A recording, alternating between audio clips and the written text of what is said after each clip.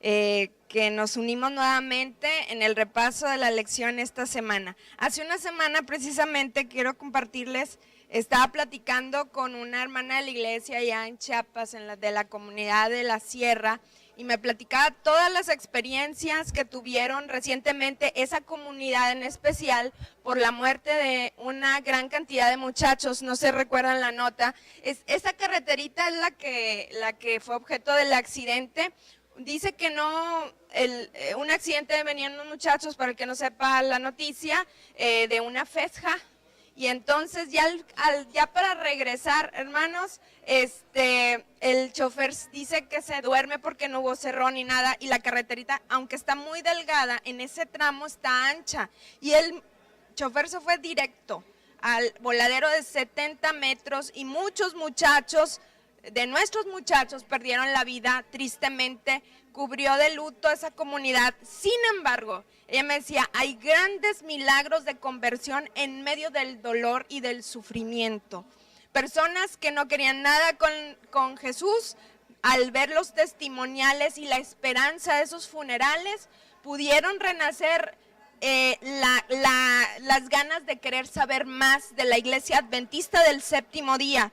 Y entonces ellos recopilaron, en el medio del dolor, todavía había muchas cosas que agradecerle a Dios, aún que estaban enterrando a sus muchachos. Así que, hermanos, si tú te encuentras en este momento en medio del dolor, de la enfermedad, del sufrimiento, cobra ánimo, Dios está contigo. Le mandamos un cariñoso abrazo y saludo a todos aquellos que están en un hospital, como es el caso de la familia de Della, que es una miembro de esta iglesia. Su mami está desde hace unos días en el hospital, aquí cerquita. Pues, sabemos que son momentos difíciles, pero a pesar de todo ese cuadro difícil, Dios está con sus hijos y Dios tiene el control de las situaciones. No perdamos, hermanos, de vista todos esos casos difíciles, que somos grandemente privilegiados al estar aquí, ¿verdad? Pero muchas personas, aunque quisieran, no pueden estar aquí. Unámonos en oración. De ella te mandamos un fuerte abrazo, y a todos los enfermos que nos están viendo, también les mandamos un abrazo. Vamos a empezar, hermanos, con una lección muy demandante. Fíjense que el artista de la lección universitario, para el que no le alcanza a ver, puso un cuadro que me pareció bien interesante. Es que es una persona, al frente hay un laberinto, así bien intrincado, y al final una cruz, o sea, como que, y yo pensé, ¿qué querrá decir el artista? Que la carta a Gálatas es un laberinto, que está muy complicado llevar al conocimiento de la salvación. ¿Usted qué se le ocurre? ¿Qué quiso decir? ¿Se les ha hecho complicado entender la carta a los Gálatas? El mismo apóstol Pedro dijo que era complicado entender algunos escritos del apóstol Pablo, pero sin embargo, algunos eruditos en Biblia, académicos en Biblia, dicen que la carta a los Gálatas es la carta que mejor hace el ligue del Antiguo Testamento con el Nuevo Testamento, sin perder el enfoque cristiano. O sea que es una carta rica en simbología y en valor para el conocimiento de cada hijo de Dios. Vamos a pronto estar, la prioridad de la promesa es el título de la lección de esta semana, y vamos a, en próximas fechas, ustedes ya vieron que pronto regresarán los niños a clase, ¿sí? ¿Sí han visto los anuncios en los supermercados? Algunos están felices por la noticia, creo que algunos papás, ya que saben, y otros están entusiasmados porque las vacaciones ya llegarán a su fin. Los maestros y los niños ni para qué les preguntamos, porque ya se acaban las vacaciones. ¿Saben qué? Quiero que regresemos para iniciar con algo conocido, algo que aprendimos esta semana en la Biblia. Ese primer día de clases, tú recuerdas, cuando eras chiquito, chiquita, era muy importante. Perderse el primer día de clases implicaba que ahí el maestro te daba una serie de datos importantes que marcan el curso o el ritmo del todo lo que va a ser el semestre o el año escolar. Y no sé si usted recuerda algunas promesas que hacen los maestros ese primer día. ¿Qué les prometían los maestros? ¿No? ¿Nada? ¿No les prometen? Este curso te prometo que vas a aprender este tema. Otra promesa que recibían de sus maestros. Les prometo que vamos a ir a un viaje de estudios, allá a un museo, no sé, al Alfa, al Bimbo, en las primarias ahí es donde nos mandan, a la Coca-Cola también te mandan para que veas la fábrica. Son promesas que le hacen los maestros, ¿verdad? Y sus maestros no les daban también reglas. ¿Cuáles reglas? ¿Cuáles reglas, hermanos? En un primer día de clase. La tarea hay que traerla cada día porque si no, debes de estar temprano porque si no, también te ponen falta. No más que pórtese bien, no hable con el compañero, no mastique chicle. Ahorita hay una nueva regla que a lo mejor a algunos no les tocó, no usar smartphones porque cómo se distraen los muchachos en esta realidad. Entonces, tú puedes decir que las reglas de ese primer día o la relación entre tu maestro o maestra con los alumnos está descansando en dos bases o dos pilares que son promesas y también reglas o leyes. Entonces, ¿qué no es lo mismo que estudiamos esta semana? Que la relación con Dios también está basada en promesas y también en sus leyes. Aunque algunos quieran decir que esta parte ya se borró. Promesa, una promesa en la etimología es antes. Antes de enviar ya te lo estoy comunicando para que te saborees. Por eso nosotros como adventistas del séptimo día y pensando en toda esa gente que está en el luto, en el dolor, en la enfermedad, piensa en la promesa que Jesús viene pronto y que esa situación extrema ya se va a acabar. ¿No es algo que saboreamos cada adventista del séptimo día? Por eso esos funerales que me platicaban, muchos casos, esa hermana de la iglesia decía, pues sí, estaba bien triste enterrar muchachitos de 17, de 18, de 13 años. Imagínense el dolor de esas madres. Sin embargo, en medio del dolor hay una promesa de que para Jesús la muerte es nada, es como un sueño.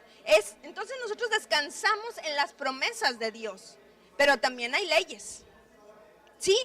Y al desconocer el rol de unas y las otras, pues ahí hay la confusión.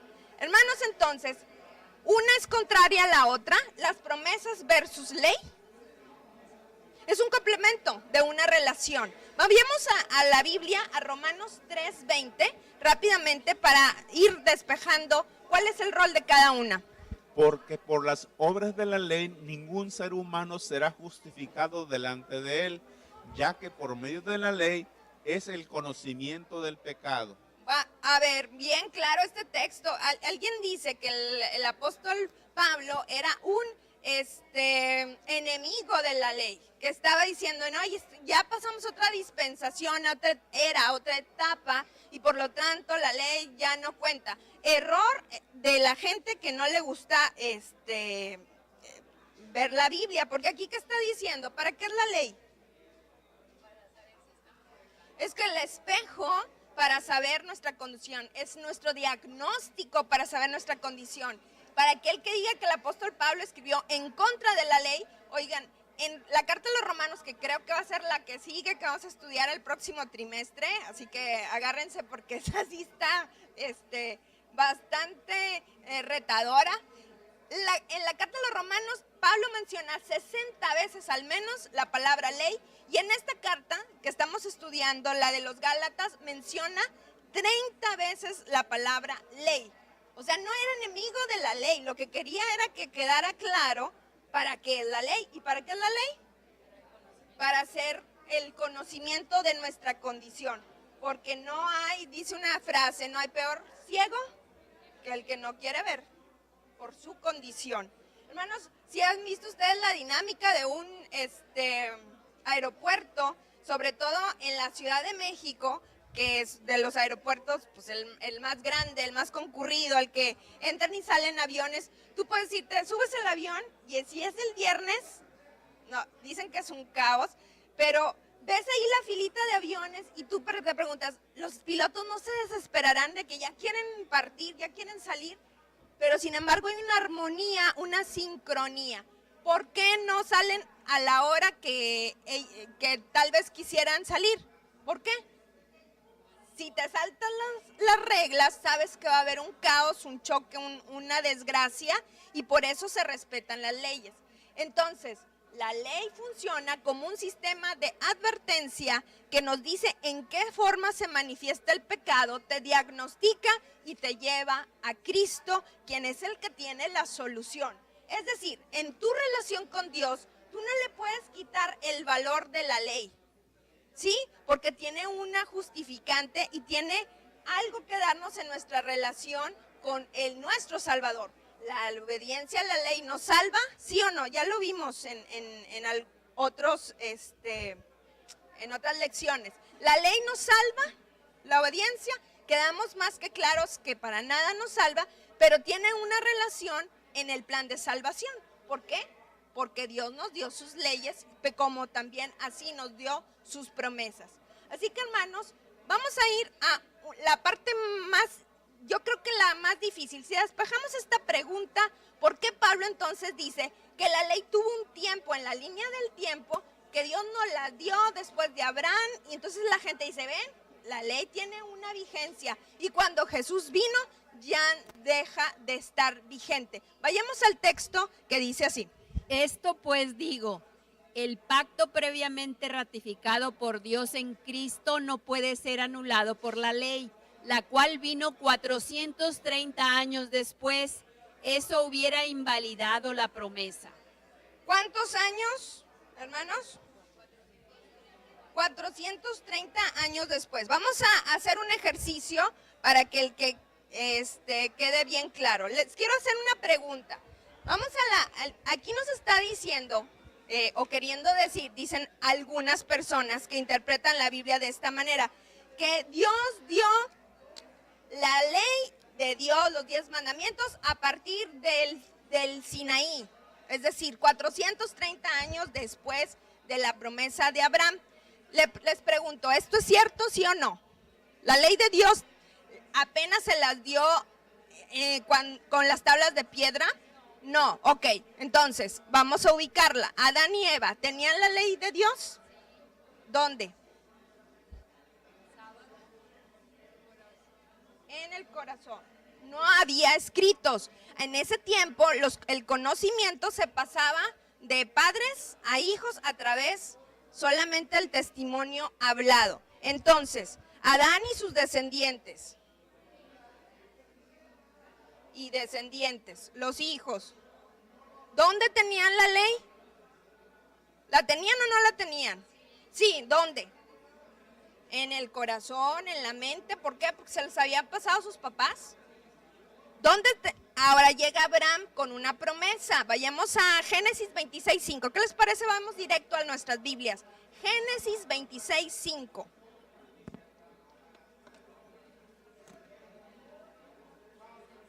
Dice, por cuanto oyó Abraham mi voz y guardó mi precepto, mis mandamientos, mis estatutos y mis leyes. Entonces, ¿guardó Abraham la ley? ¿Sí? ¿Dónde estaba? ¿En qué formato se lo imaginan? Dice, por cuanto Abraham guardó las leyes, ¿dónde estaba? ¿Habría estado escrita? Pues no, sí, seguía siendo en el corazón.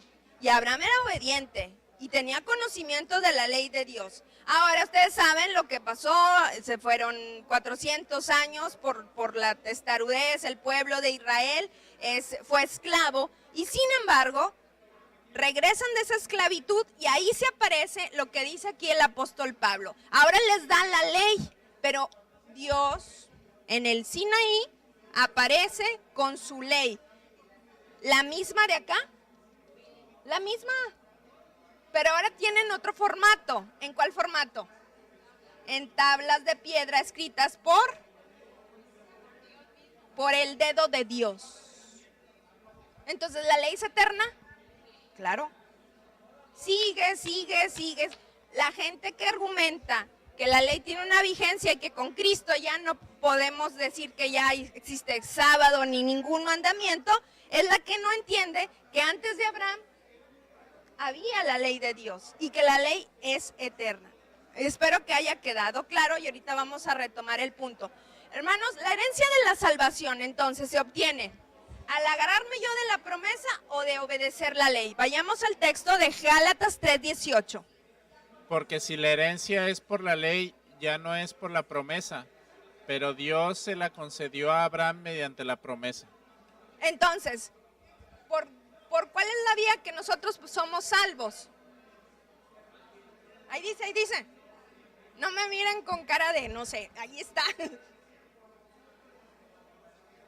Mediante la promesa. ¿Qué tengo que hacer para ser salvo? Creer en la promesa de Dios.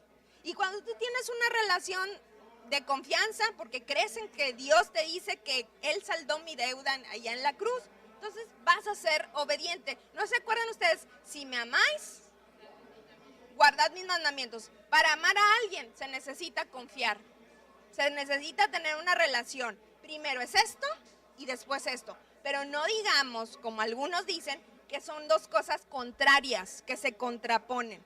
Es una cosa que se complementa sobre la otra. Ahora avancemos un poco más. En el caso de Abraham. A mí el caso de Abraham siempre me deja lecciones y yo nunca he dejado de aprender porque es el padre de la fe. Vayamos al resumen de su vida en Hebreos 11 del 8 al 10 y dice así. Por la fe de Abraham, siendo llamado, obedeció para salir al lugar que había de recibir como herencia y salió sin saber a dónde iba.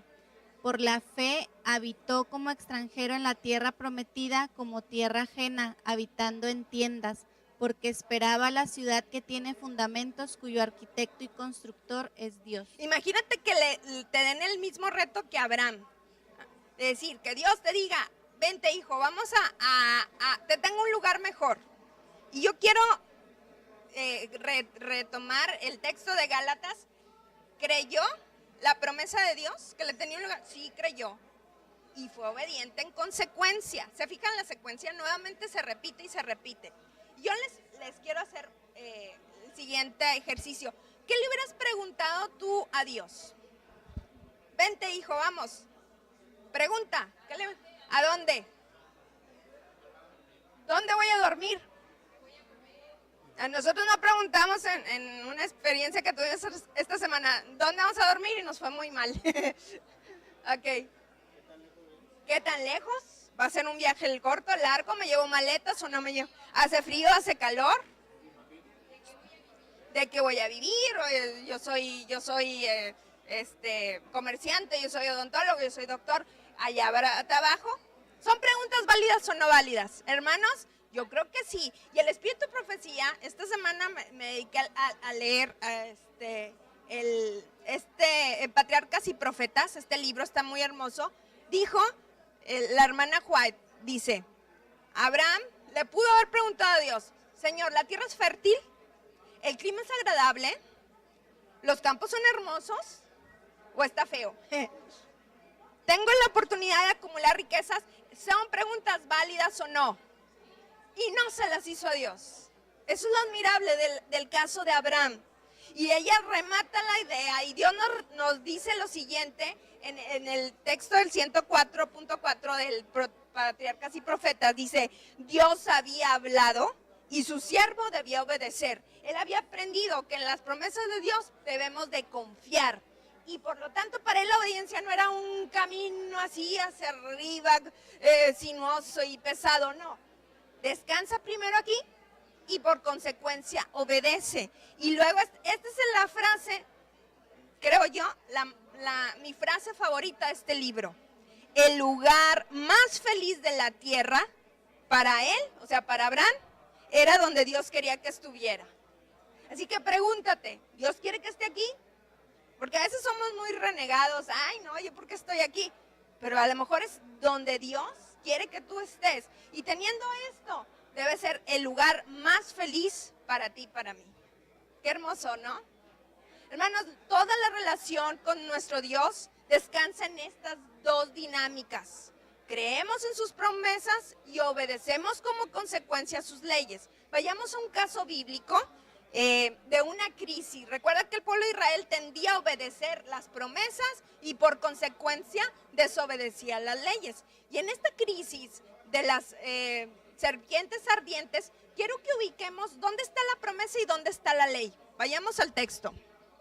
Moisés oró por el pueblo y Jehová le respondió: hazte una serpiente ardiente y ponla sobre una asta. Cualquiera que sea mordido y la mire, vivirá. Hizo Moisés una serpiente de bronce y la puso sobre una asta. Y cuando alguna serpiente mordía a alguien, ésta miraba la serpiente de bronce y vivía. A ver, hermanos, ¿ubicaron ustedes la promesa de Dios? ¿Cuál era la promesa de Dios en este caso? Ya te mordió la serpiente, ya. ¿Había esperanza? Sí había esperanza porque había una promesa. ¿Cuál era la promesa? Al ver, el punto no era ver tu mordida, sino que levantar tus ojos. ¿Y cuál era la ley? ¿O no había ley? ¿La ubican? La obediencia a la promesa.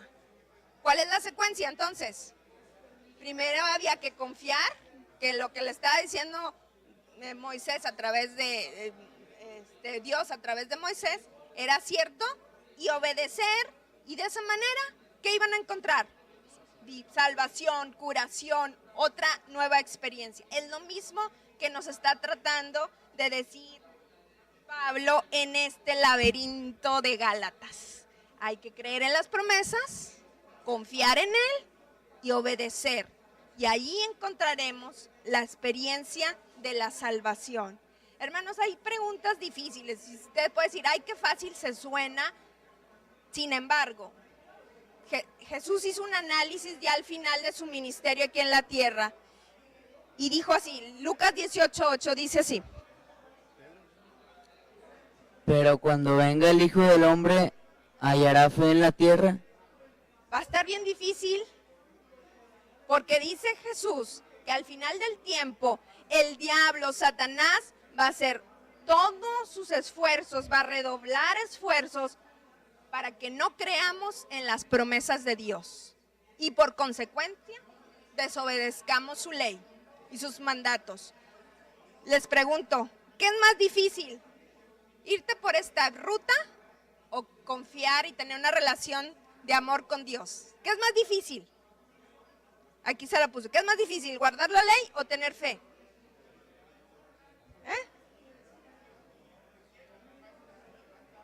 Los judíos del tiempo a los cuales escribió el apóstol Pablo pensaban que la ruta más fácil era esta. Por eso eran legalistas. Los judíos que vivieron en tiempos de Jesús eran legalistas. No se las hacía poco los 10 mandamientos, habían aumentado una cantidad exorbitante de mandamientos.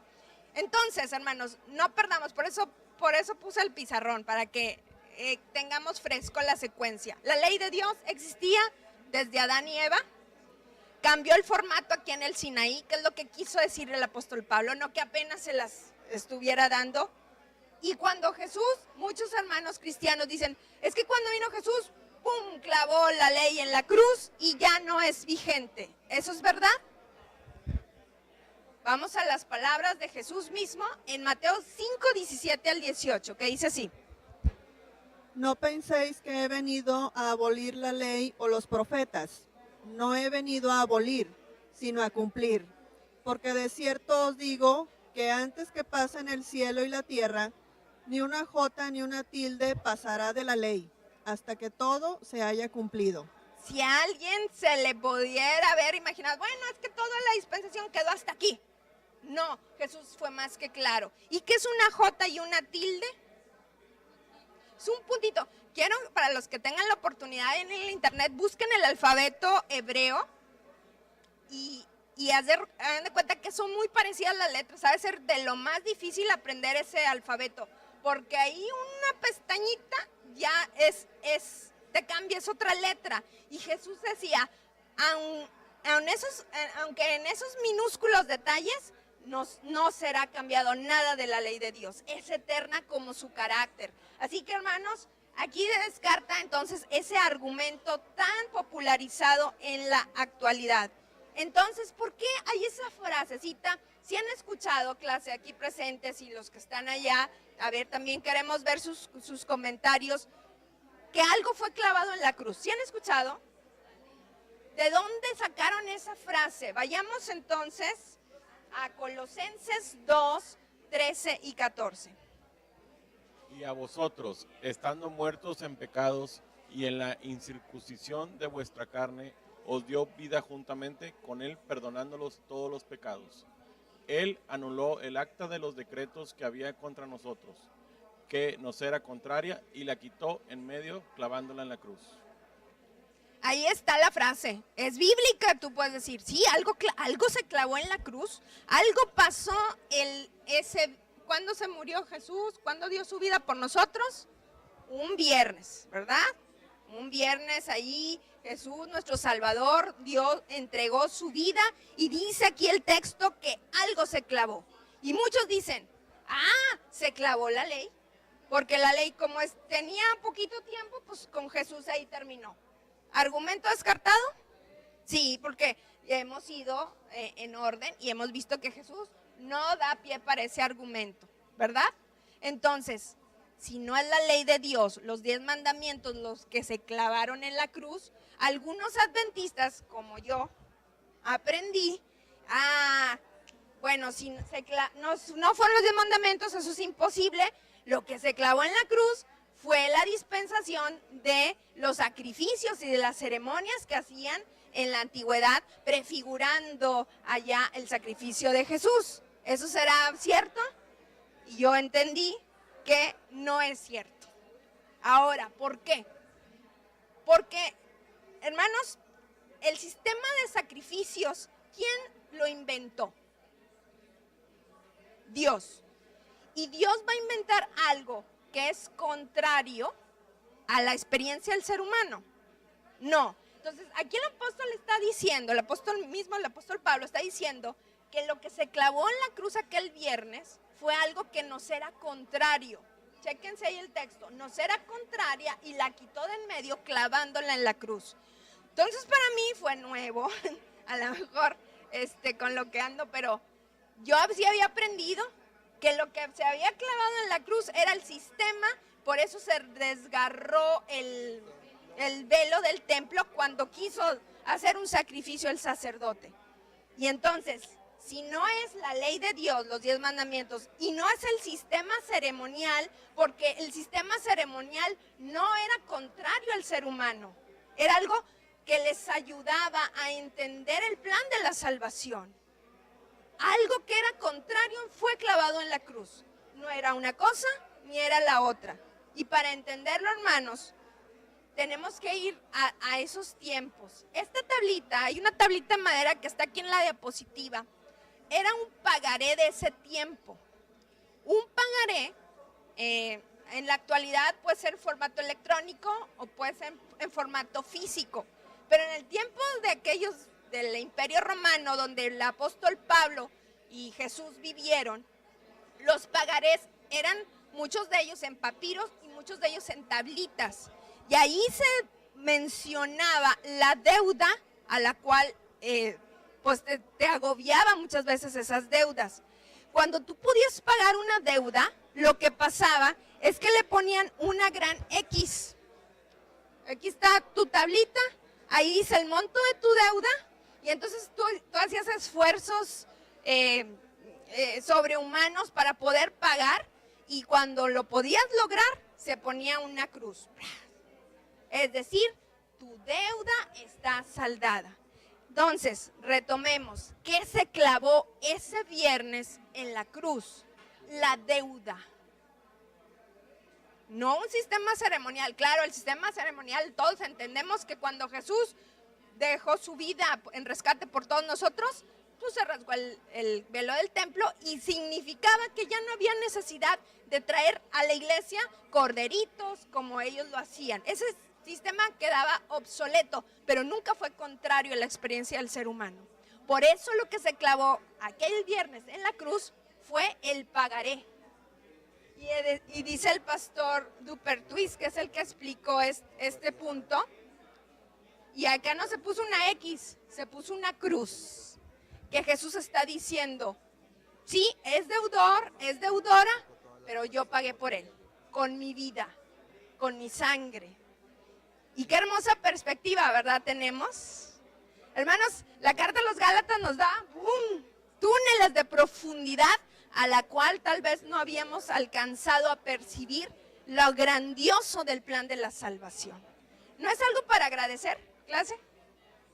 Entonces la próxima vez que te digan, bueno, ¿qué fue clavado en la cruz? Y yo como adventista digo, pues fue el sistema ceremonial, pues no estábamos muy acertados. Tiene más lógica esto, ¿sí? Tiene mucho más lógica porque Dios nunca nos da cosas que sean contrarias a nosotros. Esta es otra perspectiva de esta tablita.